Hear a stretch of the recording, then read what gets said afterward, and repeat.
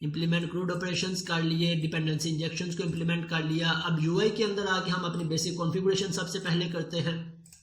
मैं सबसे पहले इन सॉल्यूशंस को रीबिल्ड कर लेता हूं ताकि अगर कोई एरर हो तो हमें एरर पता लग जाए, हम उसे फिक्स कर लें और फिर फर्दर कंटिन्यू करें। ओके, मेरे पास कोई एरर नहीं है, तो मैं इन सभी को यहाँ से मिनिमाइज कर देता हूँ। और यूआई, अब यूआई के अंदर आके हम प्रीवियसली जितने भी स्टेप्स इंप्लीमेंट करते रहे हैं हमारे सेम स्टेप्स होंगे यहाँ पे। फर्स्ट स्टेप क्या, मैं यहाँ से फोल्डर्स को क्रिएट कर लेता हूँ। फोल्डर्स, यहाँ फोल्डर्स की बजाय हम स्टार्टर में आके बेसिक कॉन्फ़िगरेशन ऐड कर लें। फर्स्ट पे हम सर्विसेज में ऐड करते थे services dot add controller with views. इसके बाद कॉन्फ़िगर फंक्शन में हम यूज करते हैं app dot use static files. और इसके बाद हम यहाँ से इस रूट को चेंज कर लेते हैं। मैं यहाँ से इस ओल्ड एप्लीकेशन में जाके इस रूट को कॉपी कर लेता हूँ और यहाँ पे आके पेस्ट कर देता हूँ। डिफ़ॉल्ट कंट्रोलर कौन सा है, हमारा होम, और इसका एक्शन कौन सा है, इंडेक्स। ओके, इसके बाद नेक्स्ट स्टेप हमारा, हम यहाँ से आके बेसिक फोल्डर्स क्रिएट कर लेते हैं। कौन कौन से फोल्डर, हमें एक कंट्रोलर्स का फोल्डर चाहिए। ये सभी स्टेप्स मैंने यहाँ पे भी नोट डाउन किए हैं, वन बाय वन देख के भी आप इन्हें इंप्लीमेंट कर सकते हैं। और इसके बाद नेक्स्ट हमें फोल्डर चाहिए मॉडल्स का। अब मॉडल्स का फोल्डर हमारा यूज़ नहीं होगा, क्यों, क्योंकि मॉडल्स डेटाबेस के जितने भी मॉडल्स होंगे हम कहाँ पे ऐड करेंगे, BOL में। सो इसे हम ऐड करना चाहे ऐड कर लें, ना भी करना चाहे तो हम इसे डिलीट भी कर सकते हैं। नेक्स्ट हमारे पास व्यूज़ का फोल्डर, और व्यूज़ के बाद एक और फोल्डर हम ऐड करते हैं यहाँ से www रूट का रूट। ओके, और इसके बाद अब व्यूज़ में मैं आ जाता हूँ। पहले व्यूज़ में आके हम शेड का फोल्डर ऐड करते हैं फर्स्ट पे, और शेड में हम लेआउट पेज को डिफाइन कर लेते हैं, व्यू देन एम्प्टी ऐड, और यहाँ से लेआउट पेज ऐड पे क्लिक कर दिया, मेरे पास लेआउट पेज ऐड हो गया। इसके बाद व्यूज़, और इसके बाद नेक्स्ट हम इसमें ऐड करना है व्यू स्टार्ट और फिर import view. View start add होगी फाइल, और देन हम इसमें ऐड कर लेते हैं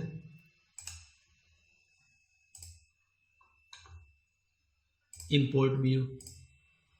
ओके, अब इंपोर्ट के अंदर हमने जो कोड लिखना होता है, मैं यहाँ से आके प्रीवियस प्रोजेक्ट में से व्यू इंपोर्ट के कोड को कॉपी कर लेता हूँ, टैग हेल्पर्स के कोड को, और अब यहाँ पे आगे हमने इसे चेंज कर देना है। वेब एप्लीकेशन के बजाय जो हमारे यूआई लेयर का नेम होगा हमने उस नेम को यहाँ पे ऐड कर देना है। अब ताकि हम अपने जितने भी टैग हेल्पर्स हैं किस लेयर में यूज़ करेंगे, यूआई लेयर में। ओके, व्यूज़ के अंदर हमने बेसिक सेटिंग्स कर ली। इसके बाद हम कंट्रोलर्स में आ जाएं या www रूट में आके अपनी बूटस्ट्रैप क्लासेस को ऐड कर लें, लाइब्रेरीज को ऐड कर लें। सो मैं यहाँ से आके ऐड क्लाइंट साइड लाइब्रेरीज, और यहाँ से ट्विटर बूटस्ट्रैप और इन बूटस्ट्रैप की फाइल्स को ऐड कर लेता हूँ। यहाँ से मेरे पास ये फाइल्स लोड हो रही है अभी सारी। सबसे पहले CS में मुझे ऐड करनी है bootstrap.min.css, और JS में ऐड करनी है bootstrap.min.js, और इसके साथ ही मैं इसमें ऐड कर लेता हूँ क्लाइंट साइड लाइब्रेरी jQuery को।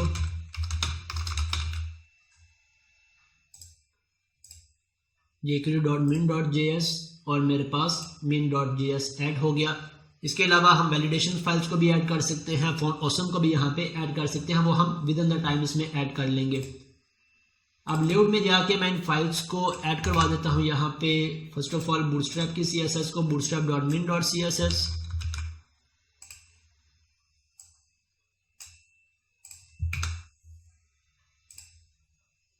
देन jQuery.min.js, और इसके बाद मैं ऐड कर लेता हूँ bootstrap.min.js। ओके, अब फर्दर मैं आ जाता हूँ कंट्रोलर्स में। सो कंट्रोलर्स में आके मैं ऐड कर लेता हूँ कैटेगरी कंट्रोलर। सबसे पहले होम कंट्रोलर एक ऐड कर लेते हैं, डिफॉल्ट कंट्रोलर, और इसके साथ मैं एक और कंट्रोलर ऐड कर लेता हूँ कैटेगरी कंट्रोलर।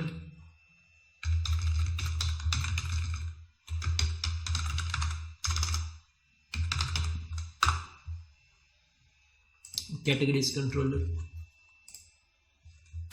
और कैटेगरीज कंट्रोलर पे इंडेक्स, होम पे भी इंडेक्स को हम ऐड करवा लेते हैं। मैं यहाँ से जाके ऐड व्यू और लेआउट पेज, यहाँ से मैं लेआउट को सिलेक्ट कर लेता हूँ। व्यूज़, शेड, लेआउट, ये सभी वो कॉन्सेप्ट्स हैं जो प्रीवियस डिटेल में हम इम्प्लीमेंट कर चुके हैं। मेरा नहीं ख्याल कि मुझे किसी को भी एक्सप्लेन करने की ज़रूरत है। अब अगर हमारे पास यहाँ पे ऐड करते कोई एरर आएगा, हम उसे फिक्स कर लेंगे। कोई पैकेज ऐड नहीं होगा तो उसे ऐड कर लेंगे, अदरवाइज हमारी एप्लीकेशन अब स्मूथली वर्क करेगी। इंडेक्स की बजाय मैं इसे कह देता हूँ होम पेज। ओके, इसके बाद मैं आ जाता हूँ कैटेगरीज पे और यहाँ पे आके भी मैं ऐड कर लेता हूँ।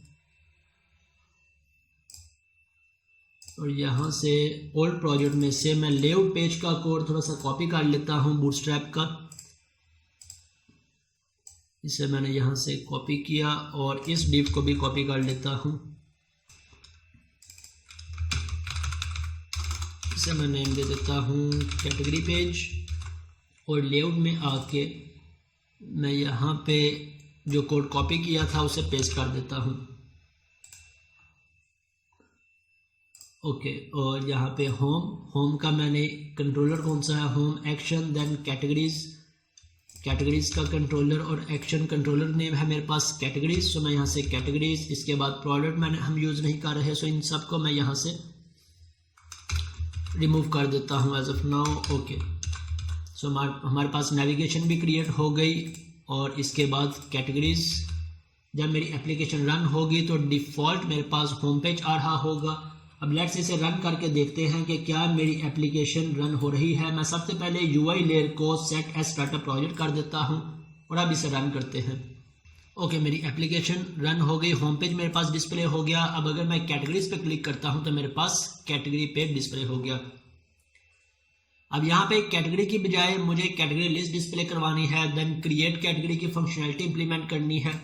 सो अब मैं कैटेगरी में आ जाता हूँ। अब कैटेगरीज के अंदर मुझे किस लेयर का या किस क्लास का ऑब्जेक्ट क्रिएट करना है। हमारा ये आर्किटेक्चर हमें ये सभी पॉइंट्स एक्सप्लेन करेगा। अब यूआई लेयर मेरी इंटरेक्ट किसके साथ कर रही है, सिर्फ BLL के साथ। इट मीन्स मेरे यूआई में सिर्फ ऑब्जेक्ट क्रिएट होगा BLL का, और अब ऑब्जेक्ट क्रिएट नहीं होगा बल्कि ऑब्जेक्ट हम इंजेक्ट करवाएंगे किसका, BLL का। सो मैं यहाँ से आ जाता हूँ, किस तरह से ऑब्जेक्ट इंजेक्ट करवाएंगे, then private read only category BS OBJ BS, यहाँ इसे हम OBJ कैटेगरी BS कह लें। कंट्रोल डॉट प्रेस करके इसका रेफरेंस ऐड करवा लिया और यहाँ से मैं इसका ऑब्जेक्ट इंजेक्ट करवा लेता हूँ। ओके, अब मैं यहाँ से इस लिस्ट को गेट कर लेता हूँ, list equal to OBJ category BS dot get all, और इस लिस्ट को मैं पास करवा देता हूँ कहाँ पे, अपने व्यू में। सो इस व्यू में जाके मैं इस लिस्ट को डिस्प्ले करवा लेता हूँ। अब इस व्यू के अंदर हमारे पास जब यहाँ से लिस्ट बाइंड होके आएगी या मैं कहूँ मॉडल आएगा, तो यहाँ से हम उस मॉडल को रिसीव किस तरह से करते हैं, मैं यहाँ पे इसका कोड लिख देता हूँ मॉडल, और आई इन्यूमरेबल ऑफ कहाँ से मेरे पास मॉडल आ रहा है, मैं यहाँ पे वो मॉडल लिख दूंगा किस लेयर से मॉडल आ रहा है। अगर हमें यहाँ पे समझ नहीं आ रही हम क्या कोड लिखें, तो हम इसका टेम्पलेट यूज कर लेंगे। अगेन इंडेक्स पर राइट क्लिक किया, ऐड व्यू, और अब मैं टेम्पलेट यूज कर लूंगा लिस्ट, और लिस्ट के बाद यहां से किसका ऑब्जेक्ट मैंने डिस्प्ले करवाना है, मेरे पास BOL कैटेगरीज और DB कॉन्टेक्स्ट को सिलेक्ट कर लिया, देन ऐड।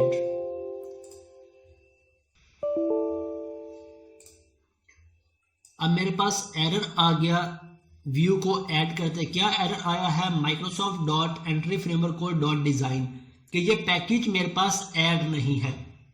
तो हम इस पैकेज को ऐड कर लेते हैं। मैं यहाँ से इसे कैंसिल कर देता हूँ, टूल्स,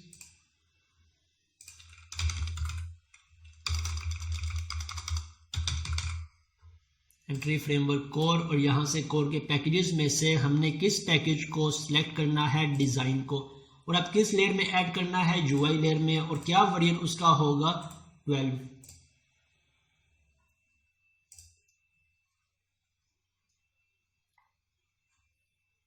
ओके, पैकेज ऐड हो गया। मैं इसे एक दफ़ा रीबिल्ड कर लेता हूँ। Then add view, razor view. अब मैं यहाँ से टेम्पलेट चूज करता हूँ लिस्ट के टेम्पलेट के बाद कैटेगरीज और इसके बाद डीबी।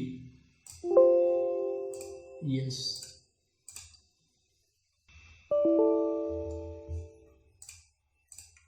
अब अगेन मेरे पास एरर आ गया .NET Core .SQL सर्वर का कि ये पैकेज ऐड नहीं है। सो हम एंट्री फ्रेमवर्क के जितने भी पैकेजेस को ऐड करते हैं, हम यहाँ से UI लेयर में भी उन सभी पैकेजेस को ऐड कर लेंगे। क्योंकि मेरे ये सभी पैकेज UI लेयर में भी यूज होंगे। सो मैं वन बाय वन करके इन सभी पैकेजेस को ऐड कर लेता हूँ।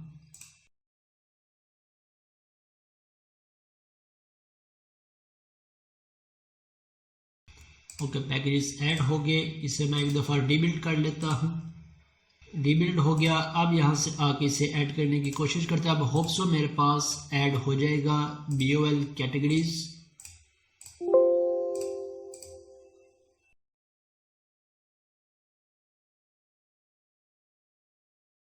अब मैं इस पर राइट क्लिक करके व्यू में आ जाता हूँ और अब हम देख सकते हैं कि किस तरह से हमारा मॉडल ऑटोमेटिकली ऐड हुआ है। हम इसे भी अपने पास नोट डाउन कर लेंगे ताकि इन फ्यूचर अगर हमें मैनुअली ऐड करना पड़े तो हमें पता होगा किस तरह से हम ऐड कर सकते हैं। अब इसके अंदर मेरे पास ये पूरी लिस्ट ऐड होगी। मैं यहाँ से टेबल में इसकी कुछ क्लासेस को ऐड कर लेता हूँ, टेबल डैश वर्ड और देन टेबल डैश स्ट्रैप की क्लास। कैटेगरी नेम डिस्प्ले हो गया और कैटेगरी नेम के बाद एडिट की फंक्शनैलिटी और क्रिएट न्यू। अब लेट से चेक करते हैं। मैं यहाँ से इस पे एक ब्रेक पॉइंट लगाता हूँ इंडेक्स में और देखते हैं कि मेरे पास ये लिस्ट किस तरह से आ रही है और किस तरह से यहाँ पे डिस्प्ले होती है। अब हमने इस सिनेरियो को समझना है कि हमारी एप्लीकेशन की लॉजिक्स स्टेप बाय स्टेप किस तरह से वर्क करेगी। हमने एग्जीक्यूट किया है UI लेयर को।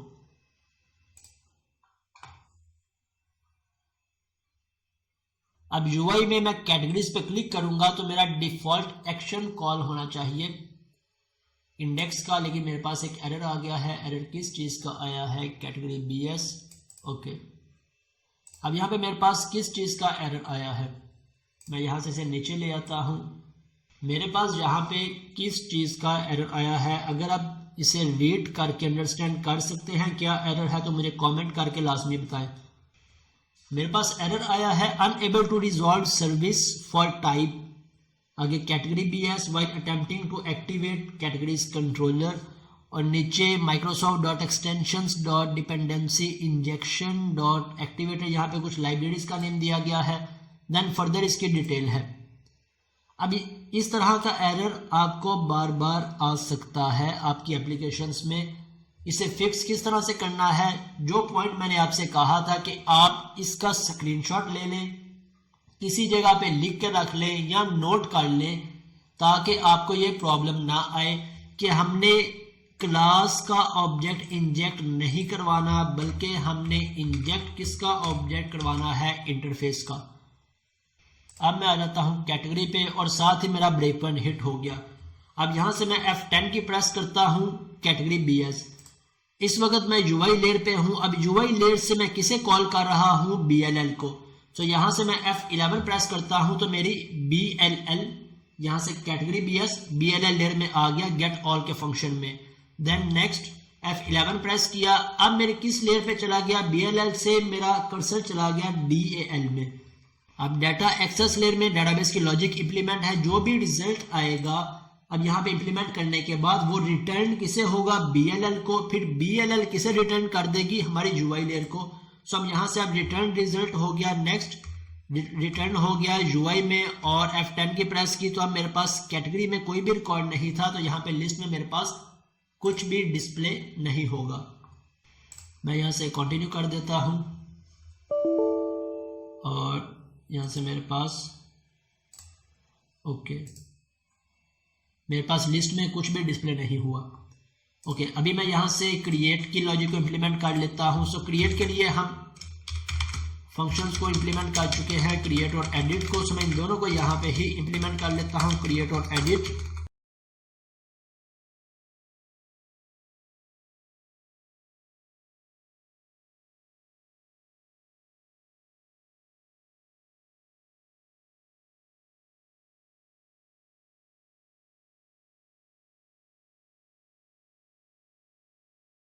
Dot find dot gate bye ID और इसे आईडी पास कर देंगे।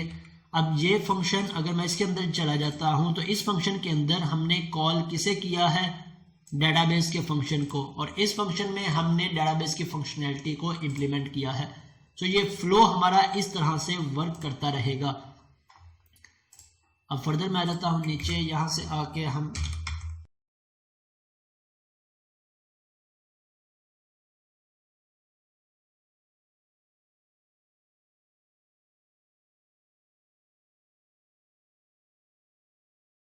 और यहाँ पे मैंने ब्रेक पॉइंट लगाया और इसके साथ मैं इस व्यू को अटैच कर लेता हूँ, ऐड व्यू, और देन इसका टेम्पलेट चूज कर लेता हूँ मैं। एडिट का हम बात कर चुके हैं कि जब हमने क्रिएट और एडिट की फंक्शनैलिटी एक ही व्यू में इंप्लीमेंट करनी है तब हम यहाँ से एडिट के टेम्पलेट को सिलेक्ट करेंगे और देन यहाँ से कैटेगरीज BOL और ऐड पे क्लिक कर दिया।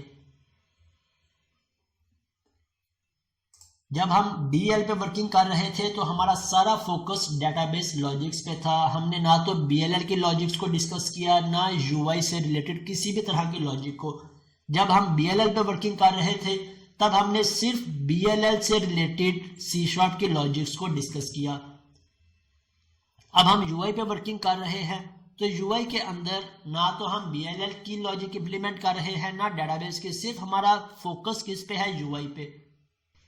इस तरह से हमारी एप्लीकेशन की इम्प्लीमेंटेशन बहुत ज़्यादा फास्ट और एफिशिएंट हो जाती है। यहाँ से मेरे पास क्रिएट होगा व्यू इसका और मैं इसे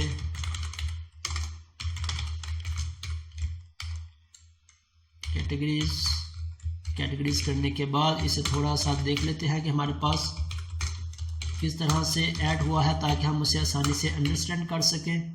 और इस बैग को मैं रिमूव कर देता हूं। मेरे पास एक हिडन फील्ड है कैटेगरी आईडी और इसका नेम है, देन वैलिडेशन है, देन मेरे पास बटन आ रहा है सेव का। और जब मेरा फॉर्म सबमिट होगा तो कहाँ पे सबमिट होके जाएगा, पोस्ट होगा क्रिएट और एडिट पे।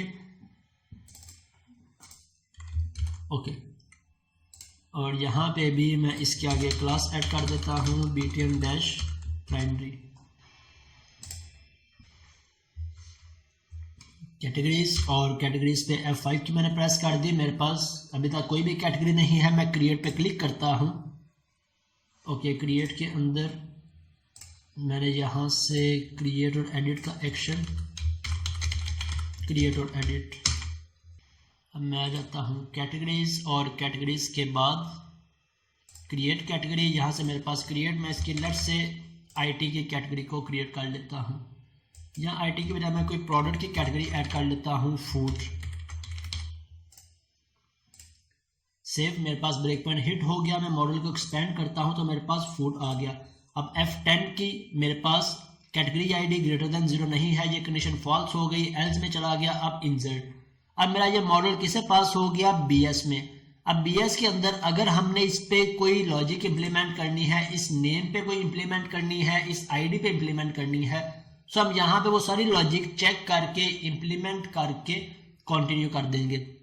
अभी हमने किसी भी लॉजिक को इंप्लीमेंट नहीं किया, तो मेरा ये ऑब्जेक्ट डायरेक्ट हम किसे पास कर रहे हैं, BLL लेयर से DB लेयर को। यहाँ से मैं F11 प्रेस कर देता हूँ तो अब मेरा ऑब्जेक्ट आ गया DB लेयर में, और DB लेयर के अंदर हमने डेटाबेस की लॉजिक्स इंप्लीमेंट की है। मैं यहाँ से F10 और मेरा ऑब्जेक्ट डेटाबेस में सेव हो गया। रिटर्न मेरे पास ट्रू आ गया। अब इस लेयर से अगेन मेरा रिस्पॉन्स बैक कहाँ पे जा रहा है, BLL में, और BLL से मेरा रिस्पॉन्स कहाँ पे चला जाएगा, UI में। यहाँ से मेरे पास UI और UI के बाद मेरा रीडायरेक्ट हो गया इंडेक्स पे F5, और इंडेक्स पे मेरे पास ये फूड डिस्प्ले हो गई। सो ये हमारा कंप्लीट फ्लो है लॉजिक्स को इंप्लीमेंट करने का। अब इन फ्यूचर इसके अंदर हमने कोई भी नेक्स्ट फंक्शनैलिटी ऐड करनी है, हमारे लिए ऐड करना बहुत आसान और सिंपल हो गया है और बहुत स्पीड अप हो गया है। किस तरह से, फॉर एग्जांपल अब ये इस पे मैं एडिट की फंक्शनैलिटी इंप्लीमेंट नहीं कर रहा, हमारी सेम फंक्शनैलिटी है। मैं इस पर क्लिक करूंगा तो मेरा ये एक्शन कॉल हो जाएगा जिसपे हमने ये फंक्शनैलिटी इंप्लीमेंट की है। मुझे सिर्फ किसे चेंज करना है, मुझे यहाँ से आके इस क्रिएट की एडिट की बजाय क्रिएट और एडिट को चेंज करना है। बाकी मुझे किसी चीज़ को भी चेंज करने की ज़रूरत नहीं है। मेरी क्रिएट की फंक्शनैलिटी भी इंप्लीमेंट हो गई और एडिट की फंक्शनैलिटी भी इंप्लीमेंट हो गई। अब इसके बाद हम देखते हैं कि अगर मैंने इसमें कोई और मॉडल ऐड करना है या प्रोडक्ट से रिलेटेड फंक्शनैलिटीज ऐड करनी है तो हमारे नेक्स्ट स्टेप्स क्या होंगे। अब लेट्स से मैं इसे एडिट करता हूँ फूड और मैं इसे फूड्स कर देता हूँ। सेव पे क्लिक किया, मेरा ये फूड अपडेट हो गया और मेरे पास यहाँ पे फूड्स हो गया। अब लेट्स से इसके बाद मैंने यहाँ पे प्रोडक्ट्स को ऐड करना है। प्रोडक्ट से मुराद मुझे सबसे पहले प्रोडक्ट के मॉडल को ऐड करना पड़ेगा। मॉडल ऐड करने के बाद मुझे इसे रजिस्टर करना पड़ेगा, कहाँ पे, डीबी कॉन्टेक्स्ट में। देन मैं इस पर माइग्रेशन अप्लाई करूंगा ताकि मेरा ये टेबल डेटाबेस में ऐड हो जाए। इसके बाद मैं इसकी डीबी क्लास ऐड करूंगा और फिर उसे रजिस्टर करूंगा या उस पर डिपेंडेंसी इंजेक्शन को इम्प्लीमेंट करूंगा, देन DLL में, देन UI में। सो हम एक दफ़ा स्टेप्स को, इन सभी स्टेप्स को इम्प्लीमेंट कर लेते हैं ताकि आपका कोई भी पॉइंट मिस हो गया हो या रह गया हो क्लियर हो जाए। ये सभी पॉइंट्स मैंने यहाँ पे भी नोट डाउन किए हैं, वन बाय वन करके आप देख सकते हैं।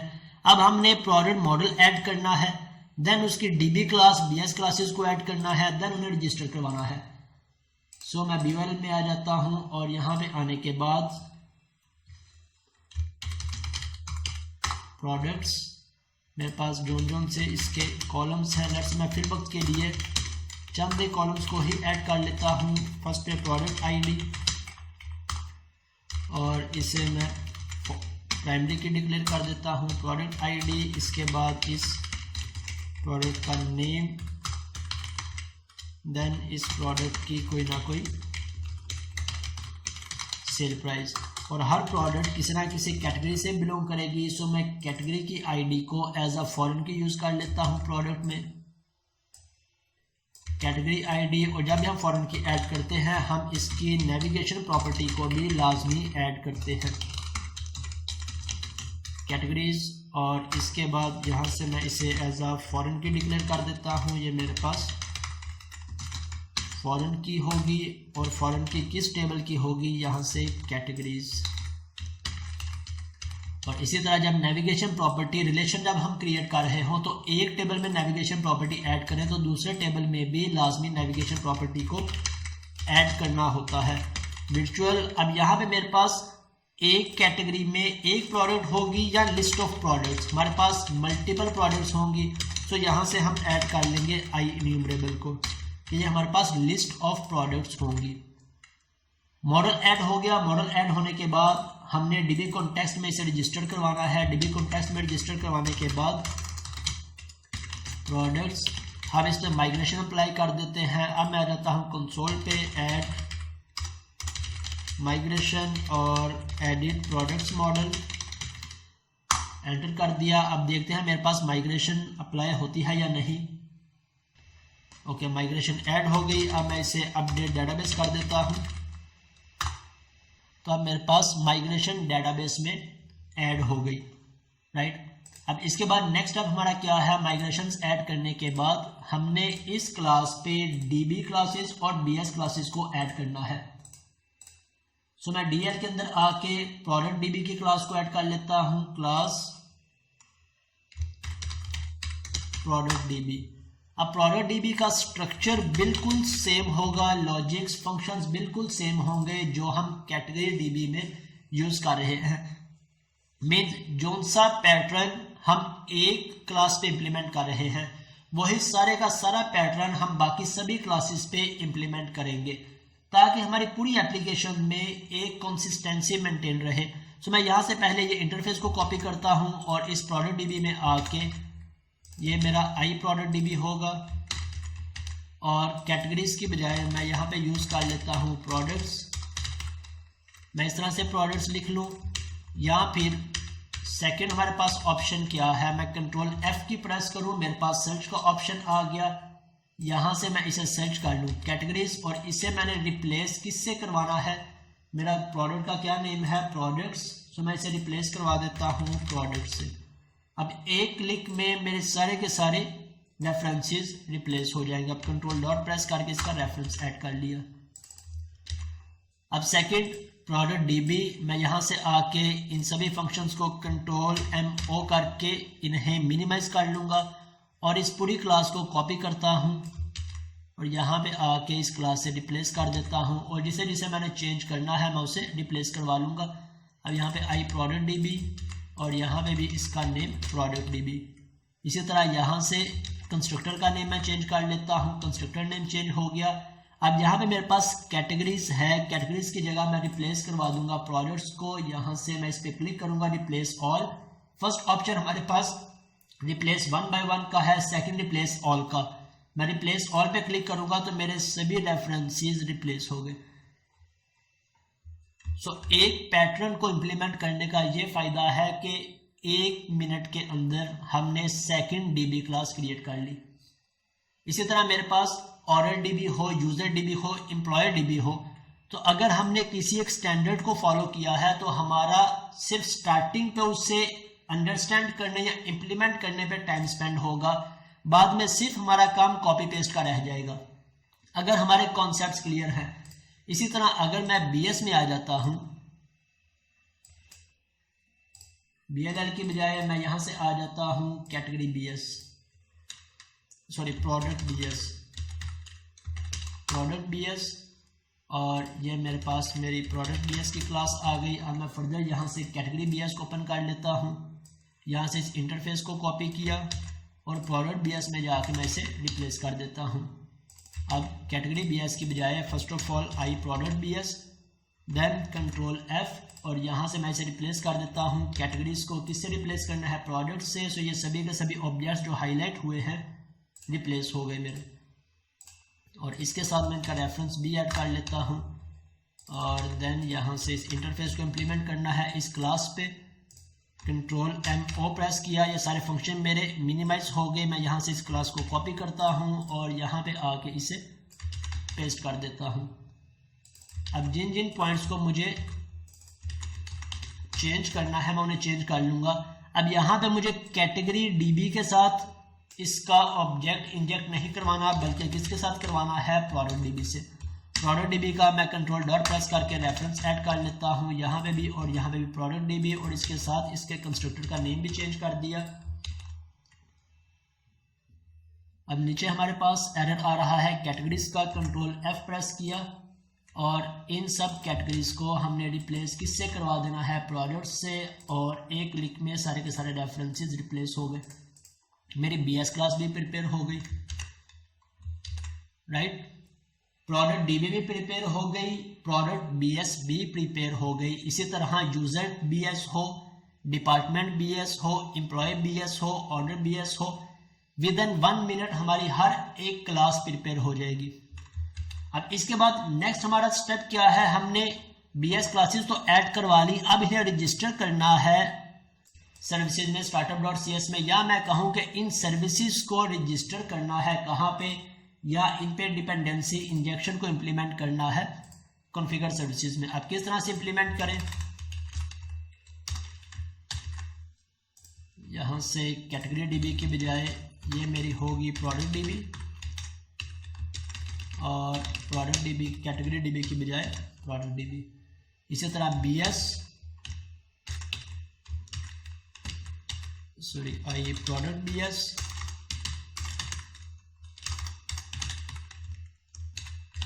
और कैटेगरी BS की बजाय प्रोडक्ट BS। अब इन दोनों को हम एक रीजन में ऐड कर लेते हैं। इसे सिलेक्ट किया, राइट क्लिक किया और इसके बाद स्निपेट, और स्निपेट में जाके सराउंडेड विद कर लेता हूं मैं किसके? रीजन के। यहाँ से ये मेरी सर्विस किसकी है? ये मेरी DAL की सर्विस है और इन दोनों को भी मैंने सेलेक्ट किया। कीबोर्ड से कंट्रोल के S प्रेस करेंगे तभी हमारे पास ये ऑप्शंस आ जाएंगे सराउंडेड विद के। यहाँ माउस से राइट क्लिक किया, देन यहाँ पे स्निपेट और सराउंडेड विद। यहाँ से मैं रीजन को सिलेक्ट कर लेता हूँ और ये मेरी BLL की सर्विसेज हैं।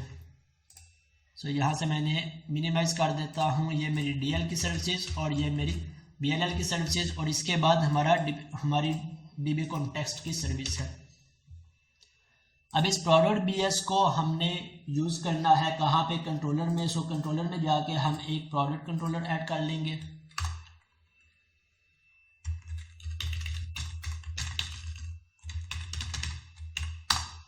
प्रोडक्ट कंट्रोलर और यहाँ से इसका ऑब्जेक्ट मैं इंजेक्ट करवा लेता हूँ।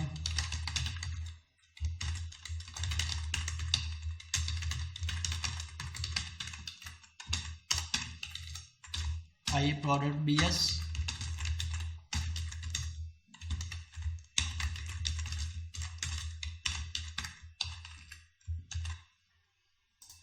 और इसी तरह इस पे सभी के सभी फंक्शंस इंप्लीमेंट कर लेंगे हम। यहाँ से मैं लिस्ट को चूज कर लेता हूँ और इसके बाद product BOL products, okay product add हो गया। अभी मैं इसमें कुछ भी चेंजेस नहीं करता, मैं सिंपल यहाँ से आके इस लिस्ट को पास करवा देता हूँ obj product BS dot get all, और जो सी भी लिस्ट आएगी वो हम अपने व्यू में पास करवा देंगे और व्यू के अंदर ये लिस्ट हमारी इस टेबल में डिस्प्ले हो जाएगी। अब मैं लेआउट में आके इसका एक लिंक ऐड कर लेता हूँ ताकि हम इसे चेक कर लें कि इसमें कोई एरर तो नहीं आ रहा। प्रोडक्ट्स इंडेक्स और देन प्रोडक्ट कंट्रोलर है, यहाँ प्रोडक्ट्स प्रोडक्ट कंट्रोलर है और प्रोडक्ट, इसे रन करते हैं। अब ये बात मैं बार बार रिपीट कर रहा हूँ कि अगर आपको आर्किटेक्चर का कंप्लीट फ्लो क्लियर है तब आपके लिए इसे इम्प्लीमेंट करना कोई प्रॉब्लम नहीं होगी। अगर आप फर्स्ट टाइम इसे इम्प्लीमेंट करेंगे तब डेफिनेटली आपका इन स्टेप्स पे थोड़ा सा टाइम स्पेंड होगा इसकी प्रैक्टिस करने पे। जितनी ज़्यादा प्रैक्टिस करेंगे वन टाइम, नेक्स्ट टाइम आपको इतनी प्रैक्टिस नहीं करनी पड़ेगी क्योंकि सभी कॉन्सेप्ट्स आपके माइंड में होंगे, सभी स्टेप्स आपके माइंड में होंगे। यहाँ से प्रोडक्ट पे क्लिक किया, अब मेरे पास प्रोडक्ट की लिस्ट डिस्प्ले हो गई। अगर कोई एरर नहीं आया इट मीन्स मेरी प्रोडक्ट की लेयर भी एज एक्सपेक्टेड वर्क कर रही है। अब इन फ्यूचर अगर मुझे प्रोडक्ट के अलावा किसी भी और कंट्रोलर को, लॉजिक को इम्प्लीमेंट करना है, एम्प्लॉय को इम्प्लीमेंट करना है, तो मुझे मैक्सिमम कितना टाइम लगेगा उस पर क्रूड ऑपरेशंस को इम्प्लीमेंट करने में। लेट्स से नॉर्मली हम एग्जांपल ले लेते हैं, 1 मिनट मैं स्पेंड कर लूँ इस DL पे, 1 मिनट स्पेंड कर लूँ BLL पे और 1 मिनट ही स्पेंड कर लूँ कंट्रोलर पे, तो टोटल हमें सिर्फ 3 मिनट्स लगेंगे इस प्रोडक्ट्स के आगे एम्प्लॉय के लिंक्स को ऐड करने में। या मैं कैटेगरी के लिंक्स ऐड करवा लूँ या यूजर के लिंक्स को, मीन्स मल्टी टायर आर्किटेक्चर को, या मैं कहूँ कि एक स्टैंडर्ड को फॉलो करने का सबसे ज़्यादा बेनिफिट हमें क्या हुआ कि हमारी एप्लीकेशन की स्पीड बहुत ज़्यादा, डेवलपमेंट स्पीड इंक्रीज हो गई। कोई भी लॉजिक हम आसानी से इंप्लीमेंट कर सकते हैं। अगर आपका इससे रिलेटेड कोई भी क्वेश्चन है तो आप कमेंट सेक्शन में टाइप करके पूछ सकते हैं, अदरवाइज मैं आपको इसकी असाइनमेंट एक्सप्लेन कर देता हूँ, आपने इंप्लीमेंट क्या करना है।